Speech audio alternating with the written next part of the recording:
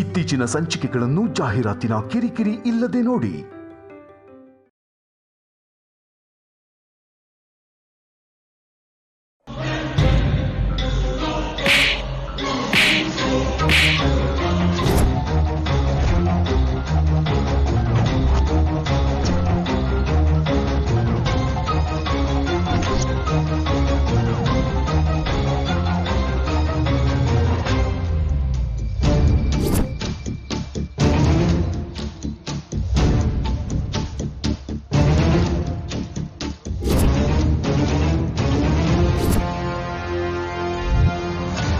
ಇಲ್ಲಿದ್ದೀರಾ ಅತ್ಗೆ?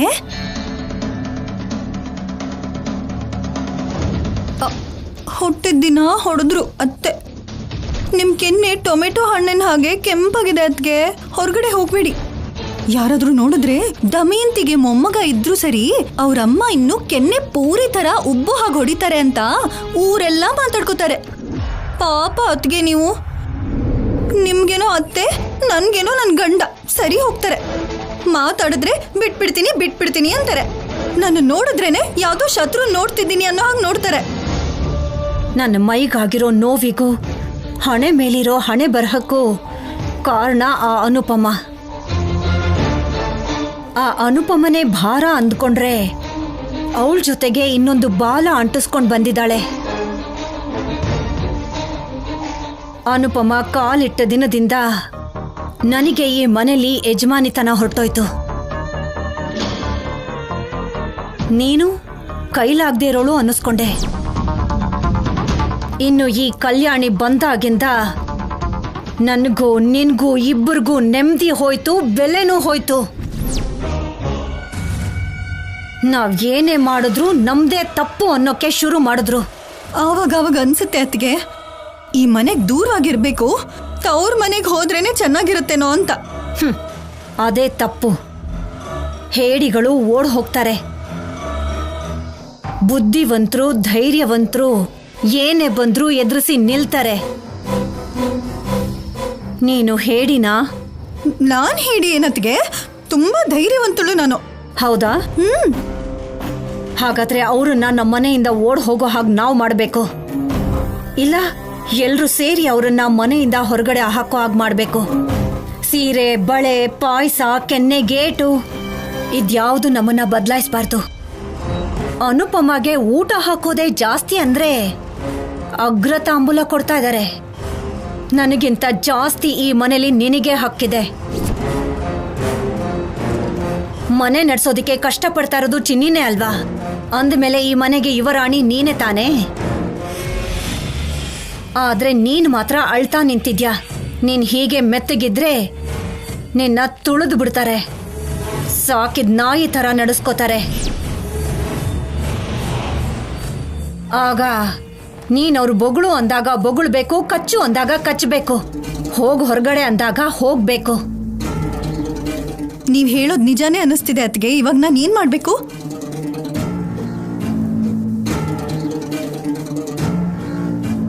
ಇದೇ ಆವೇಶದಲ್ಲಿ ಹೋಗಿ ನಮ್ಮಮ್ಮನ ಹತ್ರ ನಿನಗ್ ಬರ್ಬೇಕಾಗಿರೋ ಆಸ್ತಿ ಭಾಗ ಕೇಳು. ಇವಾಗ್ಲೇ ಕೇಳು ಅಂತೀರಾ? ಬಿಸಿ ಇದ್ದಾಗ್ಲೇ ಕಾಯಿಸ್ಕೋಬೇಕು. ಈಗ್ಲೇ ಗೊತ್ತಾಗ್ ಹೋಗ್ಬೇಕು. ಅನುಪಮ ಮಧ್ಯದಲ್ಲಿ ಅಡ್ಡ ಬರಬಾರ್ದು. ಬಂದ್ರೆ ಏನ್ ಮಾಡ್ತೀಯಾ? ಏನ್ ಮಾಡ್ಬೇಕು ಅದನ್ನ ನೀವೇ ಹೇಳಿ ಅತ್ಗೆ. ಕೆನ್ನೆಗೊಂದು ಜೋರಾಗಿ ಬಾರ್ಸು.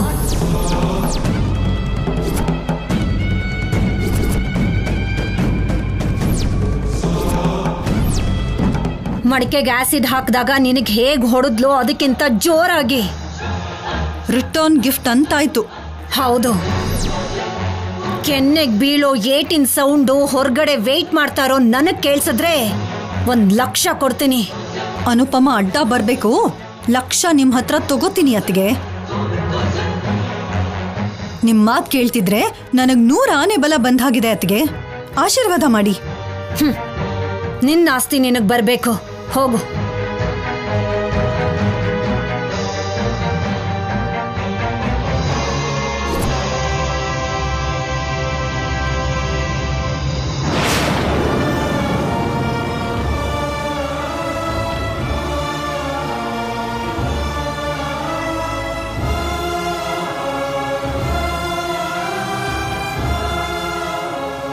ಅನುಪಮ,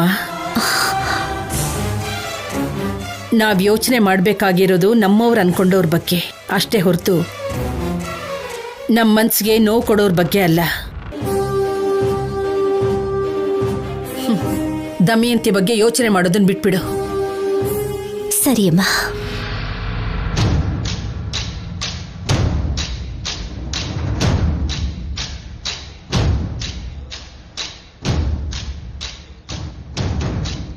ಪಲ್ಲವಿ ತಲೆ ಕೆಡ್ಸಿದ್ದೀನಿ. ಇನ್ನವಳು ಸುಮ್ಮನೆ ಇರಲ್ಲ. ಮತ್ತೆ ನಿಮ್ಮನೇಲಿ ಮನಃಶಾಂತಿ ದೂರ ಆಗತ್ತಮ್ಮ.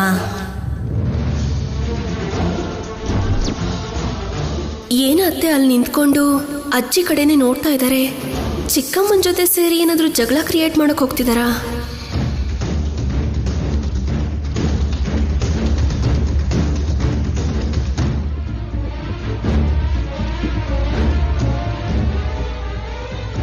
ಯಾಕೆ ಹೀಗಿದ್ಯಾ ಪಲ್ಲವಿ? ನಿಮ್ ಹತ್ರ ಬಗೆಹರಿಸ್ಕೋಬೇಕಾಗಿರೋ ಮುಖ್ಯವಾದ ವಿಷಯ ಒಂದಿದೆ ಶಿವಪಾರ್ವತಿ ಅವರೇ.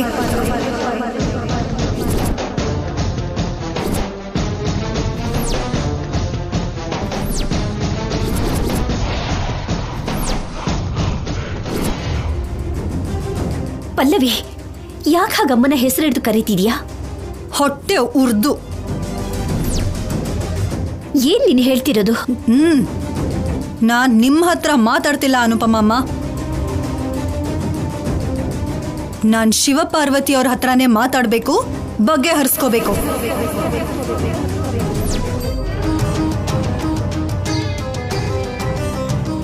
ಮತ್ತೆ ಅದೇ ರೀತಿ ಮಾತಾಡ್ತಿದ್ಯಲ್ಲ? ನೀನಿರು ಅನುಪಮ. ಹೇಳಿ ಪಲ್ಲವಿ ಅವರೇ, ಏನ್ ಮಾತಾಡ್ಬೇಕು, ಏನ್ ಬಗೆಹರಿಸ್ಕೋಬೇಕು? ಇಷ್ಟು ದಿನ ಹೋಗ್ಲಿ ಪಾಪ ಅಂತ ಕೇಳ್ದೇನೆ ಇದ್ದೆ. ದಿನಕ್ಕೆ ನನಗೀ ಮನೇಲಿ ಬೆಲೆ ಇಲ್ದಾಗ ಆಗ್ತಿದೆ. ಅದಕ್ಕೆ ನಮ್ ಭಾಗನ ನಮಗ್ ಹಂಚಿದ್ರೆ ನಮ್ ಜೀವನ ಏನೋ ನಾವ್ ನೋಡ್ಕೋತೀವಿ.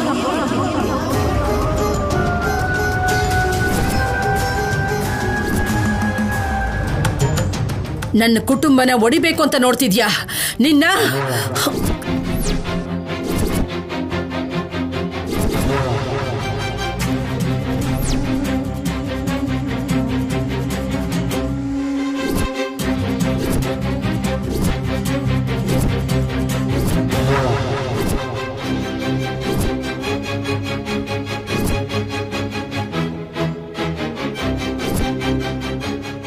ನಮ್ಮ ಅಮ್ಮನ ಕೈನೇ ಹಿಡ್ಕೋತೀಯ ನಿನ್ನ?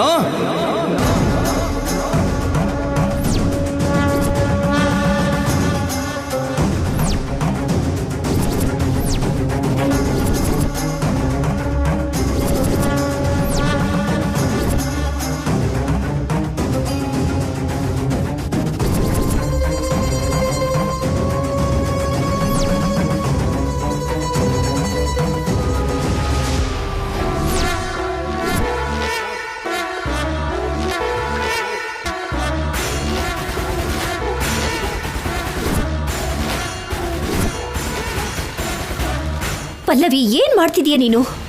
ಹೋರಾಟ. ನೀವೆಲ್ರೂ ಹೊಡಿತಿದ್ರೆ ಹೊಡ್ಸ್ಕೊಳ್ಳೋದಕ್ಕೆ ಗೋಡೆ ಆ ಕಡೆ ಇರೋ ದಮಯಂತಿ ಅನ್ಕೊಂಡಿದ್ದೀರಾ? ಪಲ್ಲವಿ ನಾನು, ಮೀನಾಕ್ಷಮ್ಮನ್ ಮಗಳು.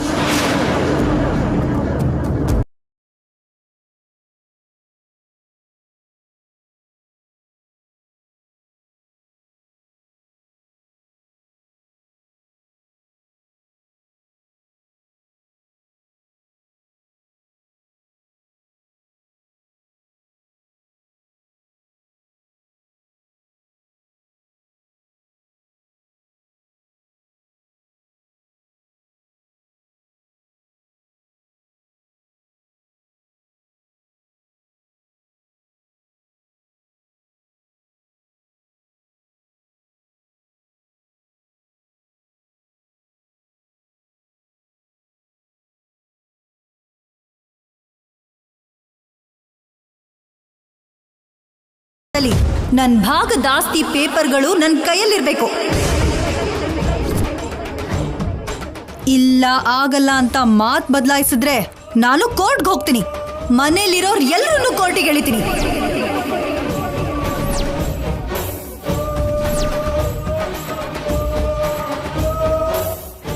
ಅತ್ತೆ, ಅತ್ತೆ,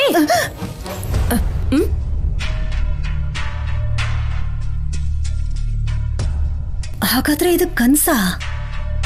ಏನತ್ತೆ ನಿಂತ್ಕೊಂಡೆ ಕನಸು ಕಾಣ್ತಿದ್ದೀರಾ? ಯಾವ್ದ್ರ ಬಗ್ಗೆ? ನನ್ನೂ ನಮ್ಮಮ್ಮನ್ನು ಹೇಗೆ ಅವಮಾನ ಮಾಡ್ಬೇಕು, ಹೇಗ್ ಬೈಬೇಕು ಅಂತನಾ? ಕನಸು ಕಾಣೋದಲ್ವೇ, ಬೆಂಕಿ ಹಚ್ಚಿದೀನಿ. ಇನ್ನೆಷ್ಟು ದಿನ ಈ ನಾಟಕಗಳು, ಇನ್ನೆಷ್ಟು ದಿನ ಈ ಪಕ್ಷಪಾತ? ಸ್ವಲ್ಪ ಹೊತ್ತು ಕಾದ್ ನೋಡು. ಪಲ್ಲವಿ ಕೈಯಲ್ಲಿ ನಿಮ್ಮಮ್ಮನ್ ಕೆನ್ನೆಗೆ ಏಟು ಬೀಳತ್ತೆ. ಏನ್ ನಡೀತಿದೆ ಅಂತ ನಮ್ಮಮ್ಮನ್ಗೆ ಅರ್ಥ ಕೂಡ ಆಗಲ್ಲ. ಅತ್ತೆ, ಪಲ್ಲವಿ ಚಿಕ್ಕಮ್ಮಂಗೆ ಏನ್ ಹೇಳ್ ಕಳ್ಸಿದ್ದೀರಾ? ತಿನ್ಬೇಕಾದ್ರೆ ರುಚಿ ಯಾಕೆ? ಅಲ್ಲಿ ನೋಡು.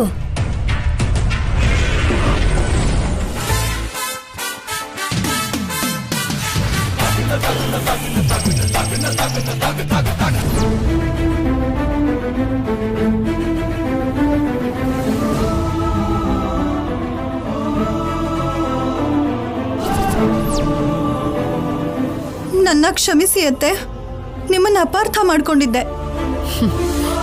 ನನಗಲ್ಲ, ಅನುಪಮಂಗೆ ಹೇಳು. ಅನುಪಮನೇ ನಿನಗೆ ನೆಕ್ಲೆಸ್ ತಗೋ ಅಂತ ನೆನಪು ಮಾಡಿದ್ಲು. ಥ್ಯಾಂಕ್ ಯು ಅಮ್ಮ, ನೆಕ್ಲೆಸ್ ತುಂಬಾ ಚೆನ್ನಾಗಿದೆ. ಥ್ಯಾಂಕ್ಸ್ ಅದಕ್ಕೆ ಪಲ್ಲವಿ. ಚಿನ್ನಿ ಕೆಲಸ ಮಾಡ್ತಾ ಇದ್ರೆ ತನ್ನನ್ನು ತಾನೇ ಮರ್ತೋಗ್ಬಿಡ್ತಾನೆ. ತುಂಬ ದಿವಸದಿಂದ ನೀನೇನು ತಗೊಂಡಿರ್ಲಿಲ್ಲ ಅಲ್ವಾ, ಅದಕ್ಕೆ ಇದು. ಈ ಮನೆ ಸೊಸೆ ಮಹಾಲಕ್ಷ್ಮಿ ತರ ಓಡಾಡ್ತಾ ಇದ್ರೆ ಈ ಮನೆಗೆ ತಾನೇಮ್ಮ ಅಂದ. ಹೌದಮ್ಮ, ನೀವ್ ನಿಜವಾಗ್ಲೂ ತುಂಬಾ ಗ್ರೇಟ್ ಅಮ್ಮ. ನಿಮ್ಮಷ್ಟು ಒಳ್ಳೆಯವರು ಈ ಭೂಮಿ ಮೇಲೆ ಎಷ್ಟೇ ಹುಡುಕಿದ್ರೂ ಸಿಗಲ್ಲ ಗೊತ್ತಾ?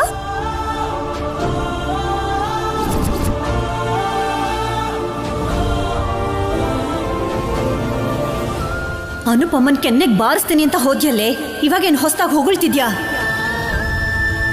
ಅದೇನತ್ತೆ, ನಮ್ಮಮ್ಮನ್ ಕೆನ್ನೆಗೆ ಬಾರಿಸ್ತಾಳೆ ಅಂದ್ರಿ, ಅಜ್ಜಿಗೆ ತಲೆ ಕೆಡುತ್ತೆ ಅಂದ್ರಿ, ಪಲ್ಲವಿ ಚಿಕ್ಕಮ್ಮನ ಏಟಿಗೆ ಈಗ ನಿಮ್ ತಲೆ ತಿರುಗಿರೋ ಹಾಗಿದೆ. ನಿಜ ಹೇಳಿ ಅತ್ತೆ, ನೀವ್ ನನ್ನ ಆಟ ಆಡ್ಸಿದ್ರಿ ಅಲ್ವಾ? ಪಲ್ಲವಿ ಚಿಕ್ಕಮ್ಮನ್ನ ನೀವೇ ಬದ್ಲಾಗೋ ಹಾಗೆ ಮಾಡಿದ್ದು ಅಲ್ವಾ? ಏನತ್ತೆ ನೀವು ನಿನ್ನೆ ನನ್ನ ಆಫೀಸರ್ನು ಒಂದ್ ಮಾಡಿದ್ರಿ, ಮತ್ತೆ ಇವತ್ತು ಪಲ್ಲವಿ ಚಿಕ್ಕಮ್ಮನ್ ಮನ್ಸು ಬದಲಾಯಿಸಿದ್ರಿ. ಸಡನ್ ಆಗಿ ನಿಮ್ಮಲ್ಲಿ ಇಷ್ಟು ಬದಲಾವಣೆ ಹೇಗೆ? ಓಹೋ, ಬೆಳಿಗ್ಗೆ ಅನುಪಮಮ್ಮನ ಒಳ್ಳೆತನ ನೋಡಿ ನೀವು ಬದಲಾಗ್ಬಿಟ್ರಾ? ಗ್ರೇಟ್. ಹೇ ಕಂದ, ಇದನ್ ನೋಡಿದ್ಯಾ?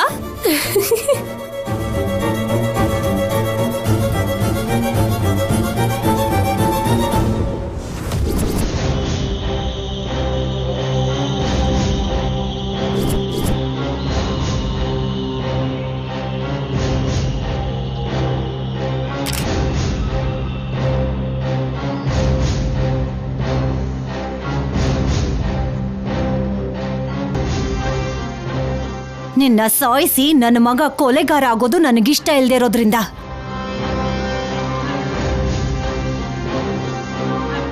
ಮೊದ್ಲಾಗಿದ್ರೆ ನೀನ್ ಕಾಣಿಸಿದ ಕೂಡ್ಲೆ ನಿನ್ನ ಸಾಯಿಸ್ಬಿಡ್ತಿದ್ದ.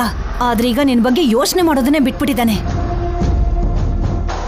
ನೀನು ಒಬ್ಳು ಇದ್ಯಾ ಅಂತ ಅವನಿಗೆ ನೆನ್ಪು ಕೂಡ ಇಲ್ಲ. ಇಷ್ಟು ದಿನ ಮಗು ಮಗು ಅನ್ಕೊಂಡು ಮಗು ಬಗ್ಗೆ ಯೋಚನೆ ಮಾಡ್ತಾ ಇದ್ದೆ. ಇನ್ಮೇಲೆ ನನ್ನ ಮಗು ಬಗ್ಗೆನೂ ಯೋಚನೆ ಮಾಡಲ್ಲ. ಶೌರ್ಯಗೆ ನನ್ನ ಮೇಲೆ ಪ್ರೀತಿ ಇದೆ. ಯಾವಾಗಾದ್ರೂ ಸರಿ, ನನಗೆ ಮಗು ಬೇಕು ಅಂದ್ರೆ ಅವನು ಕೊಡೋ ಚಾನ್ಸ್ ತುಂಬಾ ಇದೆ.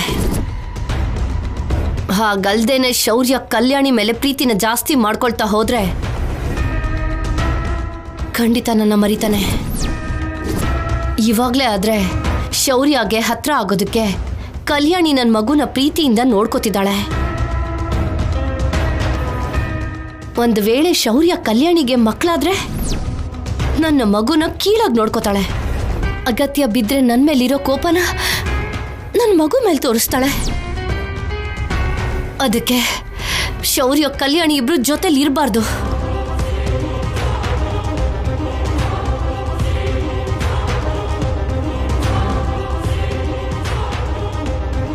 ಅಲ್ಲ, ಅವಳು ಯಾರೋ ನನ್ನ ಸ್ಥಾನಕ್ಕೆ ಹೋಗೋದಕ್ಕೆ. ಎಷ್ಟೇ ವರ್ಷ ಆದ್ರೂ ಶೌರ್ಯ ಕಲ್ಯಾಣಿ ಒಂದಾಗಬಾರ್ದು. ಅವರಿಬ್ರು ಒಟ್ಟಿಗೆ ಇರಲೇಬಾರ್ದು. ಬೇರೆ ಮಾಡಬೇಕು.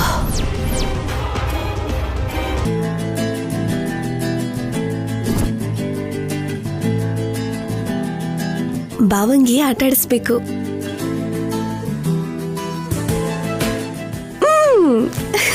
ಲಕ್ಷ್ಮಿ, ಫೋನ್ ಇಲ್ಲಿ ಕೊಡು. ಯಾರ ಜೊತೆ ಬಾವ ಚಾಟಿಂಗ್ ಮಾಡ್ತಿದ್ಯಾ?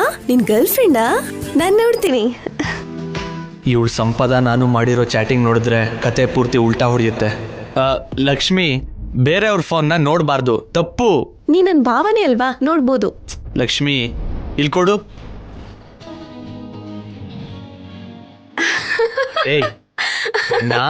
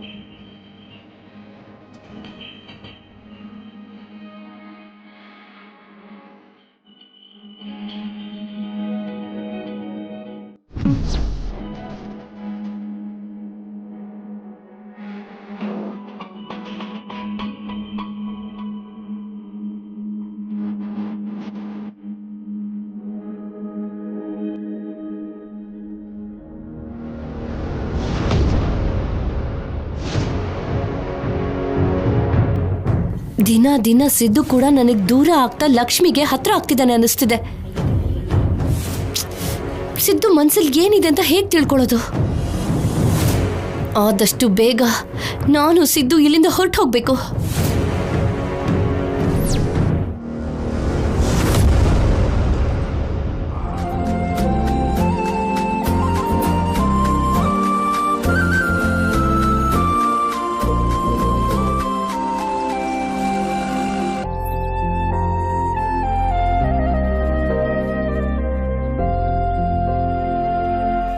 ಎಷ್ಟು ದಿನ ಆದ್ಮೇಲೆ ನನ್ನ ಕತ್ತು ಇಷ್ಟು ಬಂಗಾರ ನೋಡ್ತಿದೆ.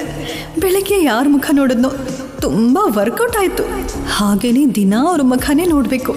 ಯಾರು ನೋಡಿದ್ನಪ್ಪ? ನನ್ನ ಗಂಡನ ಮುಖ ನೋಡಿದ್ನಾ? ಚಿಚಿ ಅಲ್ಲ, ಮತ್ತೆ ನಂದು? ನನ್ನ ಮುಖಕ್ಕೆ ಅಷ್ಟು ಅದೃಷ್ಟ ಎಲ್ಲಿದೆ? ಮತ್ತು ಯಾರನ್ನು ನೋಡಿದ್ನಪ್ಪ?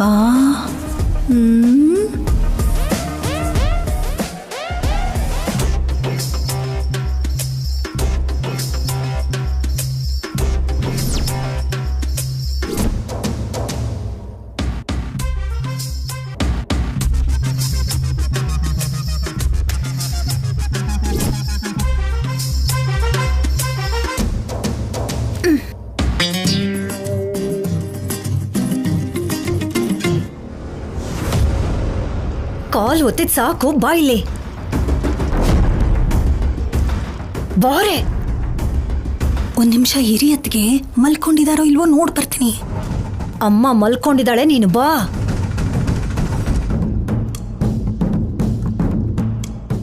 ಅಪ್ಪ ನಿದ್ರೆ ಮಾಡಿದ್ರು, ಬರ್ತೀನಿ ರೀ.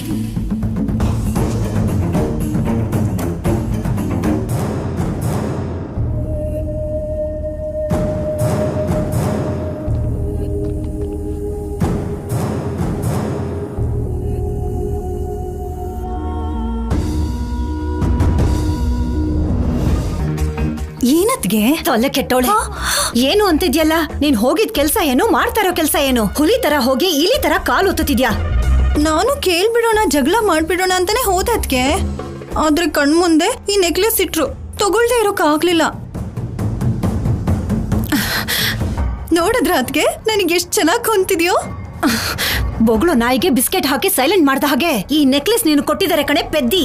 ಅಂದ್ರೆ ಇವಾಗ ನನ್ನ ನಾಯಿ ಅಂತಿದ್ದೀರಾ ಅದ್ಗೆ? ಅಯ್ಯೋ ಕರ್ಮ, ಉದಾಹರಣೆಗೆ ಹೇಳ್ತಿದ್ದೀನಿ. ಅಂದ್ರೆ ಬಿಡಿ, ಬಿಳಿ ನಾಯಿ ಅಲ್ವಾ? ನಿನ್ ಬಣ್ಣದ್ದೇ ಬಿಡು, ಸರಿನಾ? ನೀನೇನಾದ್ರೂ ಪೆದ್ದಿನ ಪಲ್ಲವಿ? ಆವೇಶದಿಂದ ಹೋಗಿ ಆಸ್ತಿ ಪತ್ರ ಜೊತೆಗೆ ಬರ್ತೀಯಾ ಅಂತ ಅನ್ಕೊಂಡ್ರೆ ಈ ನೆಕ್ಲೆಸ್ ಕೊಡ್ತಿದ್ ಹಾಗೆ ಸಾಯೋನ್ ಮದ್ವೆಗೆ ಬಂದಷ್ಟೇ ವರದಕ್ಷಿಣೆ ಅನ್ನೋ ಹಾಗೆ ತಗೊಂಡ್ ಬಂದಿದ್ಯಾ. ಇಷ್ಟು ಸಣ್ಣದಕ್ಕೆಲ್ಲ ತೃಪ್ತಿ ಪಟ್ಕೊಳ್ತಿರೋದಕ್ಕೆ ನಿನ್ ಜೀವನ ಹೀಗಾಗಿರೋದು. ಏನ್ ಮಾಡ್ಲಿ ಅದ್ಗೆ ಎಷ್ಟು ದಿನಗಳ ನಂತರ ನನ್ನ ಕತ್ತಿಗೆ ಬಂಗಾರ ಬಂದಿದೆ. ಇಂಥ ಟೈಮಲ್ಲಿ ಜಗಳ ಮಾಡ್ಕೊಂಡ್ರೆ ಇದು ಕೂಡ ಹೋಗುತ್ತೇನೋ ಅನ್ನೋ ಭಯದಿಂದ ಕೇಳ್ದೇನೆ ಸುಮ್ಮನಾಗ್ಬಿಟ್ಟೆ. 2-3 ದಿನ ಇರಿ ಅತ್ಗೆ, ಈ ನೆಕ್ಲೆಸ್ನ ಬಚ್ಚಿಟ್ಕೊಂಡು ನೀವ್ ಹೇಳ್ದಾಗೇನೆ ದೊಡ್ಡ ರಂಪ ಮಾಡ್ತೀನಿ. ಮತ್ತೆ ಮತ್ತೆ ಇಂಥ ಅವಕಾಶ ಬರಲ್ವೇ ದಡ್ಡಿ? ಆದ್ರೂ ನಿನಗ್ ಬೇಕು ಅಂದಿದ್ರೆ ಇಂಥದ್ದು 10 ಆದ್ರೂ ನಾನು ಕೊಡಿಸ್ತಿದ್ದೆ. ಅಥವಾ ನಿನ್ನ ಆಸ್ತಿ ನಿನ್ ಕೈಗೆ ಬಂದಿದ್ರೆ ನಿನಗ್ ಬೇಕಾಗಿರೋದನ್ನ ನೀನೇ ತಗೋಬೋದಿತ್ತು. ನನ್ ಪ್ಲಾನ್ ಎಲ್ಲ ಹಾಳು ಮಾಡ್ಬಿಟ್ಟೆ. ಎಷ್ಟು ಆಸೆ ಇಟ್ಕೊಂಡಿದ್ದೆ ನಿನ್ ಮೇಲೆ. ಸಾರಿ ಅತ್ಗೆ, ಈ ಸರಿ ನಿನ್ ನಂಬಿಕೆನ ಹಾಳು ಮಾಡಲ್ಲ. ಇದೇ ನಿಮಗ್ ಕೊಡ್ತಿರೋ ಮಾತು.